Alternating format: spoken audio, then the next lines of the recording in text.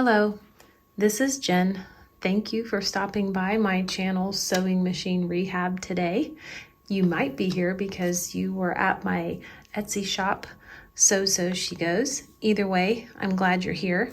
If you like what I'm showing you with this machine, I hope that you will like this video and hit subscribe to see what's coming up next in my shop. But on with what we're doing today. You're going to see some stitching from this fabulous 301 that I just finished fixing up. She had a complete overhaul inside and out. This machine was manufactured in 1952 and the serial number is NA022691. Quickly, before we get started, I want to show you what is coming with this machine that's in my shop. First, I'm happy to say the original foot pedal will be included. It's sort of a big deal to me because sometimes they are really hard to fix up, but this one, you will see how it sews. It is fantastic. Next, this machine will also come with the original accessories box. This has additional feet that came with the machine. There's a ruffler foot, a cording foot, all kinds of cool different things that it's kind of fun to explore what they actually do. I'm also including 3 of the bobbins that you will need to run this machine, and there are additional bobbins you can buy online. They're super easy to find, so you'll have 3 to start. Last, I'm including a manual with this machine. I'm so happy when I can find a machine that has a manual. This one, the previous owner did cover it with some sort of adhesive tape, but everything is there. All the pages are there. And this is going to help you out so much as you get started using your new machine, understanding how she works, understanding how to adjust tension for special projects, all of that. So that's what you'll be getting with the machine. Next, I'm just going to set up for you and get straight to showing you what she sounds like, what the stitches look like, and then the rest is up to you. She's a beauty. I will point out a couple little blemishes, which, you know what? This machine's older than me, so I have a few blemishes too. But there is some chipping on the corner of the bed here. There is some discoloration on this machine. It almost looks like something was dripped on it. On the front and back, there are a few places where the beige color has turned gray. On the back, it's more prominent. It looks like a little spot where it's just run down the back of the machine. It doesn't affect the performance at all. It's just a cosmetic issue, but I like to let everyone know exactly what they're getting to the best of my ability. So I'll see you in just a second after we have her all set up. So this machine's threaded and ready to go. I will be starting out at the longest stitch length that this machine will actually produce, which is 6 stitches per inch. Then I will show you some of the finer stitches as well. I'm going to sew first on just a piece of cotton fabric, folded in half, so double layers, pretty standard sewing project unless you're quilting or something like that. I also want to demonstrate how fast and slow this machine can go. So I will start out slow and then I will speed it up. So you see that there is a lot of speed control with this foot controller. And I have my foot down. It's set at the longest stitch. My tension is set about 3, which is perfect for what we're doing. And we're just going to start sewing.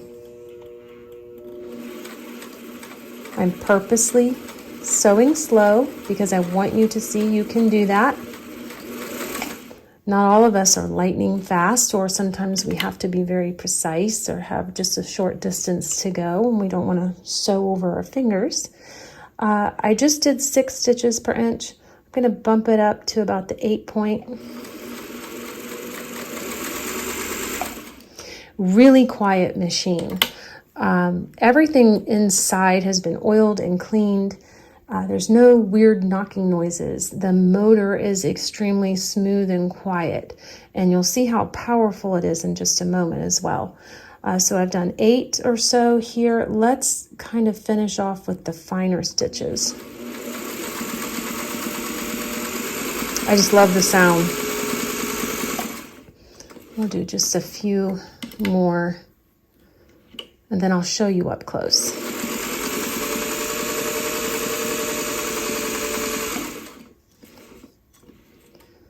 Okay. And I'm going to grab my scissors to cut this. There's a thread cutter, but I like using my scissors. I think it's just habit.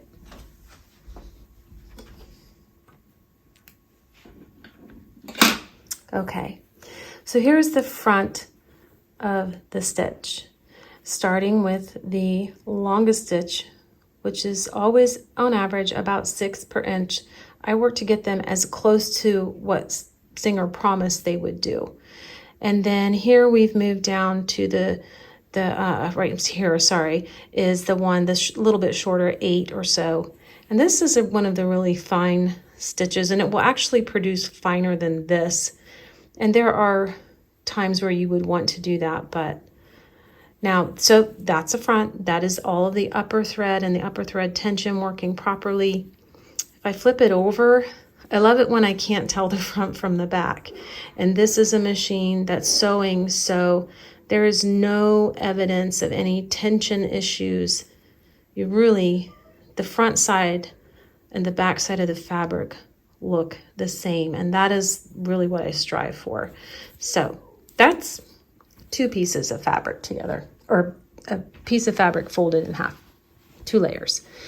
Next, I will demonstrate how it can sew through heavier, denser fabrics. And my daughter got tired of me cutting up her old jeans, so I've kind of just learned how to show you this on regular cotton. I'm going to work, I won't change the stitch length here. I'm going to keep it around an 8. I want you to be able to see that as the density of, or the layers of the fabric change, the stitch quality and length doesn't. Often when we're working on a project and we have to go over a bulky seam, we'll notice that the length of the stitch kind of fights us a little bit, and you just don't have that happen with these these fantastic machines. I just love them. Okay, so we're ready to go. 8.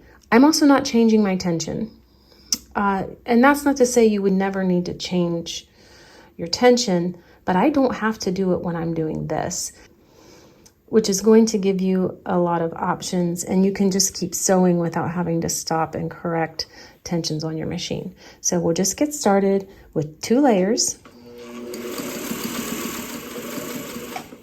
And then I will take this long strip here that I have, and I'm going to fold it up on itself. And what this is going to do is transition us into 4 layers of cotton. It's just a standard needle, nothing special, not a jean needle or denim needle or anything like that. Fold it again. That's going to equal 8 layers. And one last fold. This is 16 layers of cotton. And I personally would never need to sew any more than that. But I think as far as replicating something heavier, like denim or something, this is going to give you a good idea. So here we go. Did you see how she didn't miss a beat when we went up over this curve here? We transitioned from 8 to 16. So I'm just going to turn around, and she just keeps going.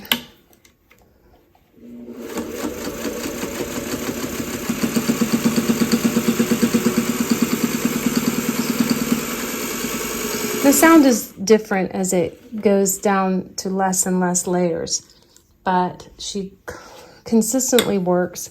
Speed doesn't change. anything like that. And importantly, most importantly, quality of the stitch doesn't change. Here's the front. So this is all of the upper thread running through the upper thread tensions. And you can see, look how consistent the length of the stitches. 2 layers, transitions to 4, to 8, to 16. Then if I flip this over, that's the back. Just as beautiful as the front. I don't have any loops. I can't see my upper thread pulling through to the back side, nor do I see my lower bobbin thread pulling through to the top. And the tension, when you pull the fabric, you're not getting any, well, here's the beginning, so that's going to pull apart, but it's perfect. So if you like this video, if it helped you at all with the decision, please leave me a comment below. Also, if you have questions and there's something else I can show you, or just any general question, please let me know. Go back to my shop if you'd like. On Etsy, it's called So She Goes, all one long word. And I thank you so much for watching, and I hope you have a great day. Bye.